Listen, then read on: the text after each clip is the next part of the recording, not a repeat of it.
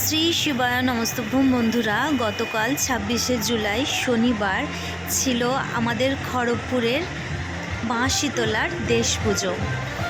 তো সকাল থেকেই আমি ঠিক করে রেখেছিলাম যে আমি সন্ধ্যাবেলায় বেরোবো, কারণ বাড়িতে বসে বসেই সকাল থেকেই ভীষণ মিউজিকের আওয়াজ, গানের আওয়াজ আসছিল কানে, মনটা একদম আনন্দে ভরে গেছিলো। আর বাড়ির গলি থেকে বেরোতেই দেখছি সাজসজ্জায় পুরো একদম গোটা খড়গপুর যেন সেজে উঠেছে।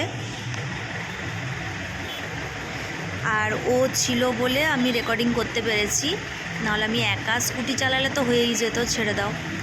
এ দেখো এখানে সবাই আয়োজন করছে, রঙ্গোলি একদম রেডি করছে মেয়েরা সবাই মিলে।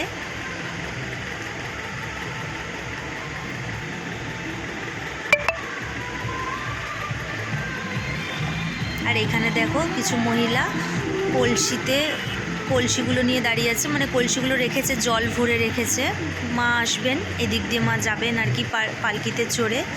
গোটা মানে খড়গপুরের বিভিন্ন জায়গায় এরকম সাজানো আছে, যেদিক দিয়ে মা যাবেন আর কি।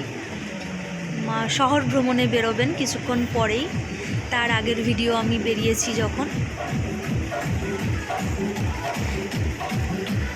আর এখানেও ছেলেরা মিলে রঙ্গোলিটা বানাচ্ছে।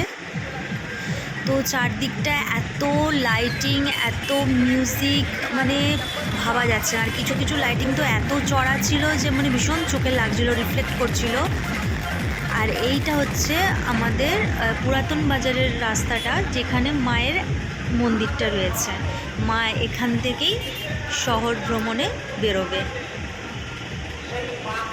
দেখো মন্দিরটা কত সুন্দর সাজানো হয়েছে। আর এখানে একটা মহাদেবের মন্দিরও আছে পাশে, আর মা শীতলা, মা মনসা ওখানে দুজনে বিরাজমান মূর্তি, প্রতিমা হিসেবে।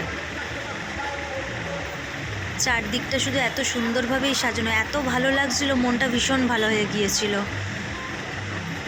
পুরো যেন উৎসবে গোটা খড়গপুর মেতে উঠেছে, এত ভালো লাগছে। তাও তো আমরা সাউথ ইন্ডিয়ার দিকে যাইনি, ওই পাশটা যাওয়া হয়নি। ওই পাশেও এইরকমভাবেই সাজানো রয়েছে, তো ওই পাশটা আর যাওয়া হয়নি। যতটা যেতে পেরেছি ক্যাপচার করেছি, তোমাদের সাথে শেয়ার করার জন্য এলাম। আর যারা খড়গপুরে আছো লোকাল, তারা তো জানোই, তাদের কাছে কিছু নতুন নয়। তো তাও ভাবলাম যে একবার ভিডিওটা করি। আর এটা হচ্ছে সেই মন্দিরটা যেটা কালকে রাত্রে আমি একটা ছোট্ট ক্লিপ শেয়ার করেছিলাম গুড নাইট বলে, সেই মন্দিরটা। ধন্যবাদ ভিডিওটা দেখার জন্য।